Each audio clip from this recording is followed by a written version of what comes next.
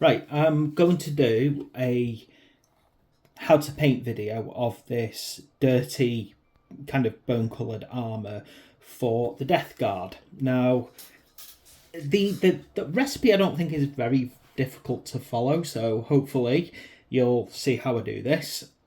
First of all, we have a wraith bone. So I used a wraith bone spray. Now, the difference that causes in colour, well, I don't think it's a minor difference, to be quite honest. It's Wraithbone spray tends to be a lot whiter and flatter. So if you are going to do an undercoat of Wraithbone paint, I would advise trying to thin it down a bit and maybe do it over a white base colour. But ideally, you really want the Wraithbone spray to make this work. Now, what I've got then is I've got my low lighting colour of Ush Abati bone. Then I'm going to use Ulthwan Grey as my highlight. I'm going to create the filth by taking Agrax Earthshade and water. So this is going to be a 50-50 mix. And it's going to basically turn this into a full-blown runny wash. And then after I've done that, I'm going to do Runefang Steel just to create, just basically chips on the armour and a slightly silver appearance. So, let's get ourselves going and let's start off. So I'm going to use quite a small brush for this. Get my bone colour. Gonna get it on the wet palette to thin it down a bit, and then I'm using this wherever I feel I need prominent shadows. So of course, if an area is going to be naturally dark, that's where I'm going to put it.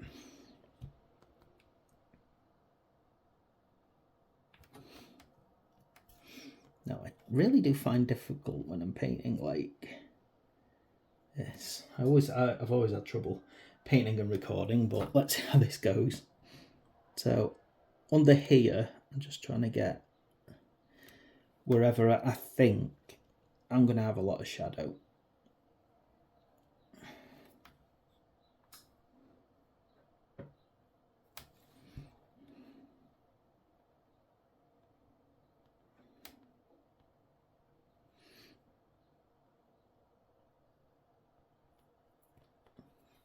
Hopefully that's obvious what I'm doing there on the camera. I really hope it can be seen properly.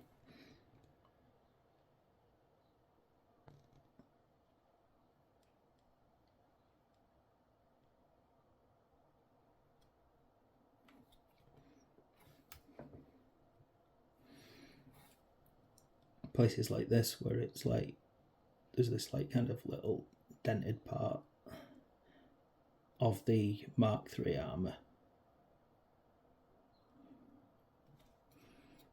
Anywhere that's particularly under basically anywhere where you want the bone to be a naturally darker colour.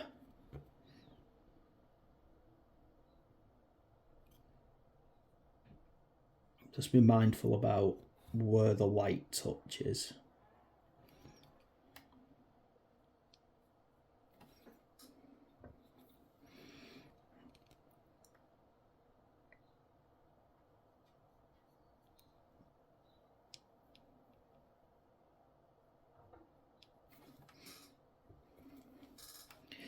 Right. Just trying to get this perfect, exactly how I want it.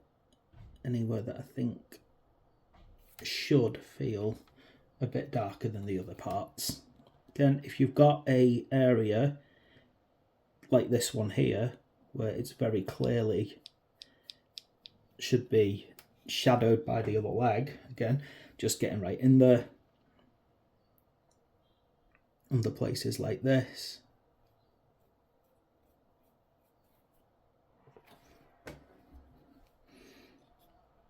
Right up and under the power plant.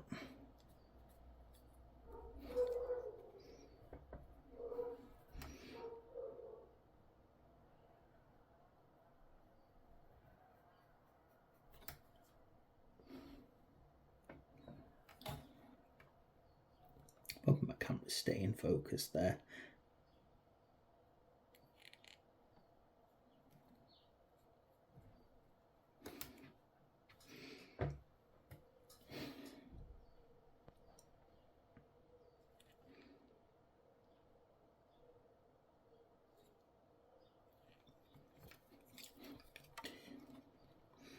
Little bits like here, you can see where it would just naturally create shadow.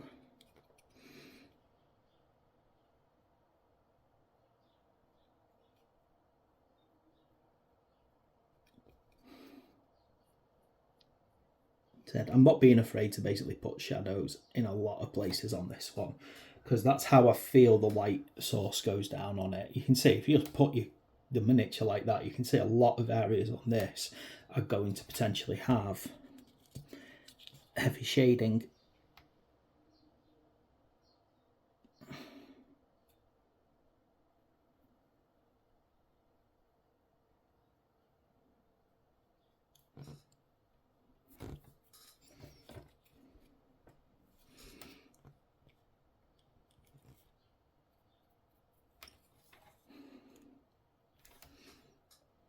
We're getting there though. The good thing is, by the time I've done, hopefully, all the shading on one part, I'll be ready to paint on the next one.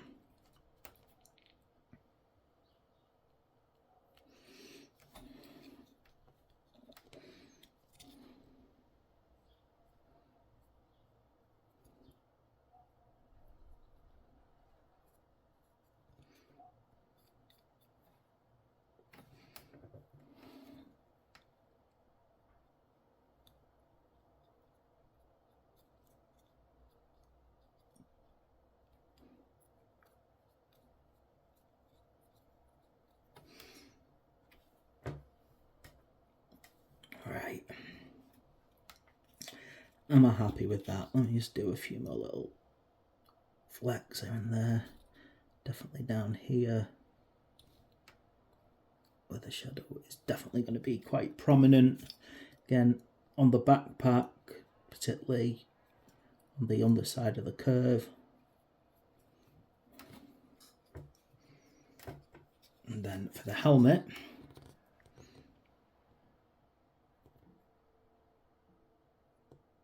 just a little bit here.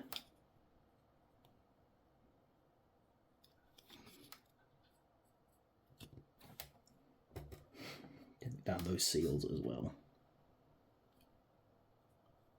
And towards the back, where obviously the back of the armour rolls upwards.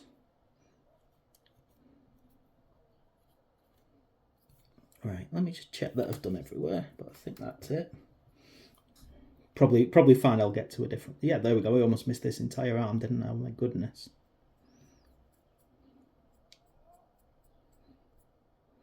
I wouldn't want to miss an entire arm, would I? There we go. So, okay, so that's effectively the darkening of any areas.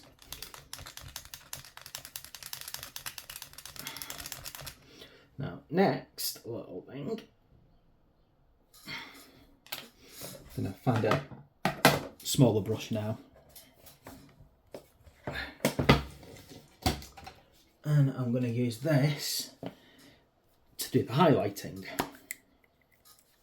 Now, you may find that some of your highlights and some of your lowlights are going to interact with each other, but not always that often. So particular places that I want to highlight are kind of the top of the chest there. Places like this.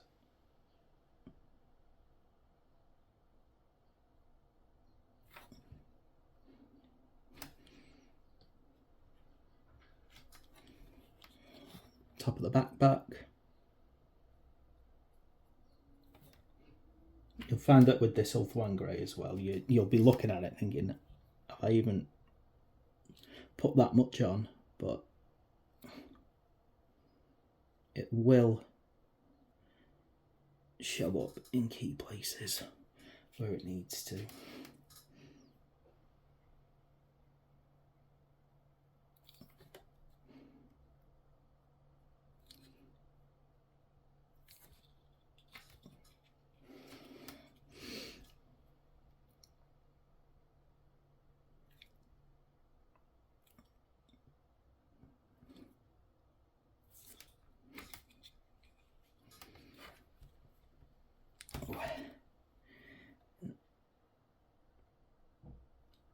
Just think about where that light's hitting things. And again, sometimes it is useful to just kind of look at it more or less straight upwards. Of course, that's not how all light sources work. So don't just exclusively go for the top. Think about where you want the light to appear to be coming from. Highlight key places.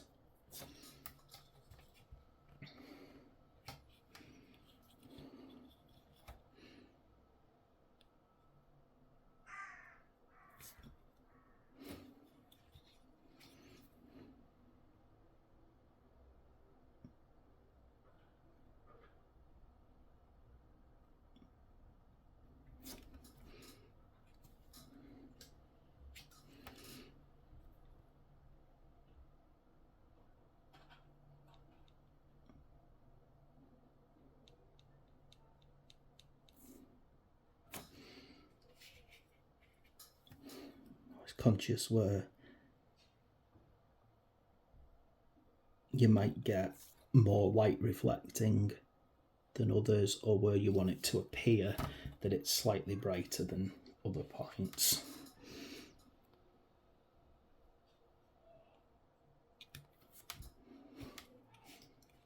Obviously these edges, you want them to feel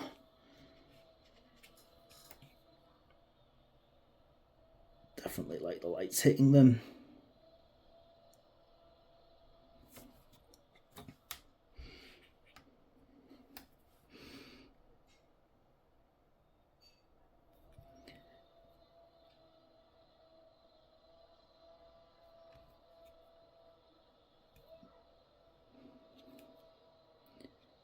You may even decide that you want some very extreme highlighting on your miniatures, but on this one, just enough to lift certain areas.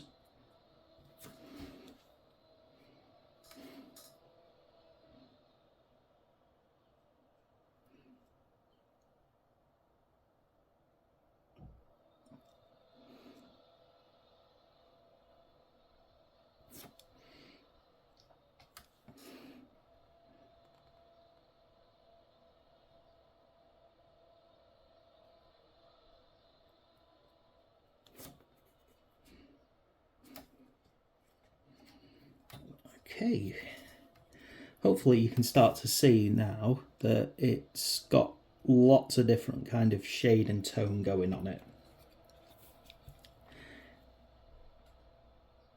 And really, I'm just kind of finishing off any particular place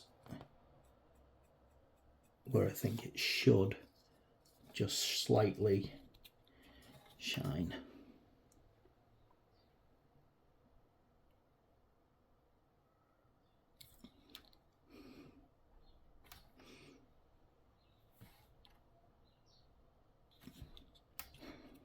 Right, there we go, and that's the highlighting phase complete. Now for what you might call a bit of fun, because this is just such a simple part of the process. Because what I'm going to do now is, you can see I've got my fidget popper here.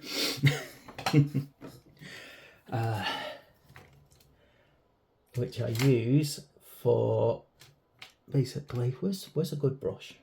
Oh, there it is. There's the one I want to use. Let's place in it. I'm going to use this one to actually get this right. So, should be able to cover one miniature doing it this way. So, I'm going to get 2 drops of this Agrax Earthshade, and then just 2 drops of water.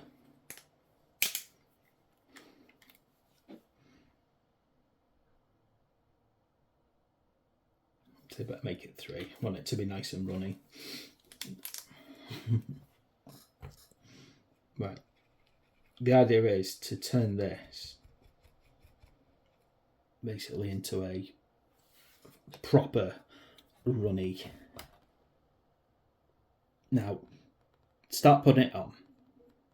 If it looks too dark, then add more water. However, if it's runny enough, you should be able to just keep pushing it into shadows, into recesses. Think about the direction that you're pushing it as well.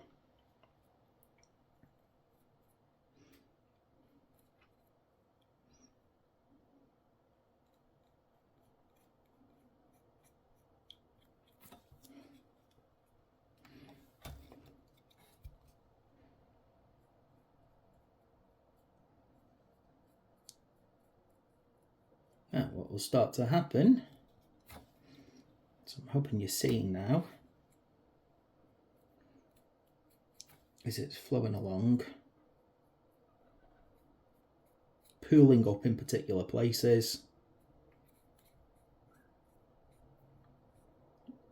and if you want to get it under somewhere, then, you know, just push up to the underside of something. If you're doing it right, it'll start to cover it up proper.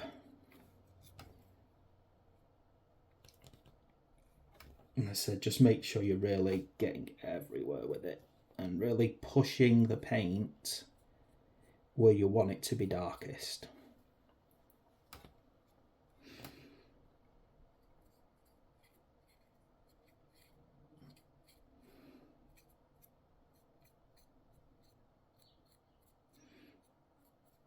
And what it should start to do, among other things, is it should start blending all those layers together so they appear a lot more seamless as well.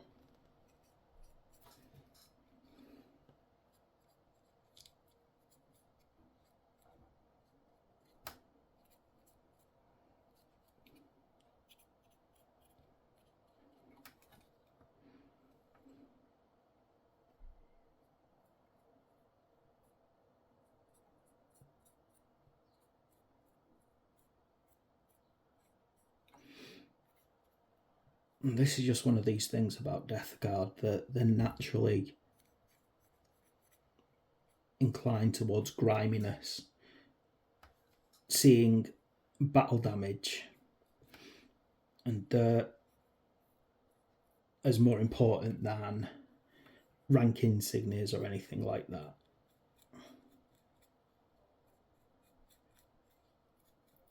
Now, I'm adding this into here, but you'll notice that I didn't actually paint those trims on the pullmans. That's because they're not going to be this bone colour, they're going to be bronze. But while I'm doing this stage, I do like to go anywhere that I'm going to have bronze later on, I do actually put this wash into.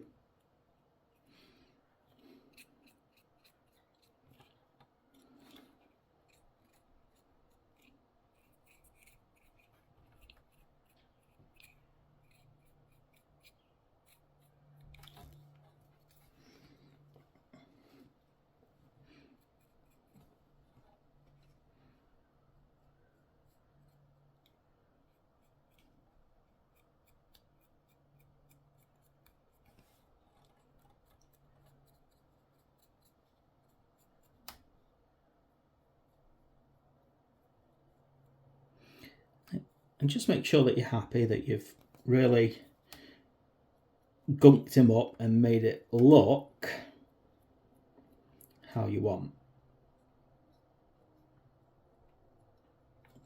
The good thing is, if the thing about the Death Guard that I've found, and it just seems to be a common thing with painting them, is don't worry if this one looks a bit darker than that one, because it's dirt. It's not a colour of their armour per se. It's a mark and proof that they've been out in the battlefield, which means different ones may end up with slightly different colorations. So I'm not worried if I make it thicker one time, thinner another time. But I think I've got that just where it needs to be. Okay, bad news, that's going to take a long time to dry. So what I've got, let me find him. I prepped one of my dies earlier for this stage. Here he is. You can see that this is one where he's dried. So what I'm going to do is I'm going to show you how to finish it off with a bit of Runefang steel. Again, this adds a little bit of a shine to certain places.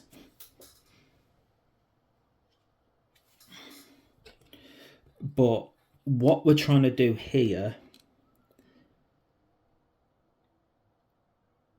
is suggest scratches. So we're not really talking about a silver trim here. We're talking about battle damage. But as a rule, I'll aim for places that you would naturally highlight. Places that might get hit. Places where points of the armour will potentially rub against each other during combat.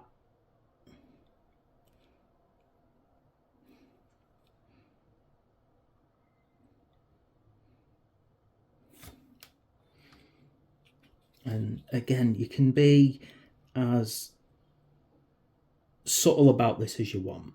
So if you don't really want tons of scratches all over it and you want to make it a little bit cleaner, then make it a little bit cleaner if you need to. Just don't be afraid to apply it where you feel the damage would have been done. Other good areas to put kind of scratch marks on is places where, again, closer to the ground, because these are in contact with rubble and everything else, particularly on the bottom of the feet.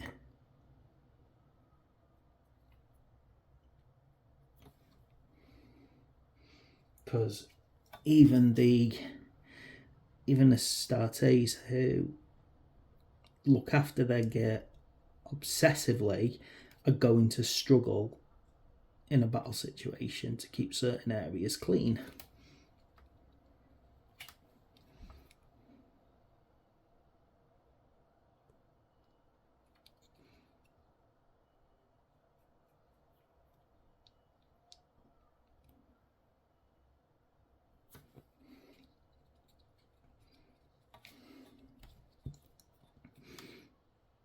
You can see I've already added the first layer of bronze onto this as well, so this bronze isn't finished, by the way, it's just in its early stages. Right, so there we go. I've added that just to kind of put a little, slight silvering on certain points. If you want to really go and give the impression that something has really caused damage, then even go as far as getting a darker colour. If you don't like metallics, then a grey, a gunmetal grey will be even better because it'll look like big chips of paint have been broken off it. But there we go. That is how I'm creating this dirty, ugly bone colour to the armour of my Death Guard. I hope you like that video. Please like and subscribe, and I'll see you next time.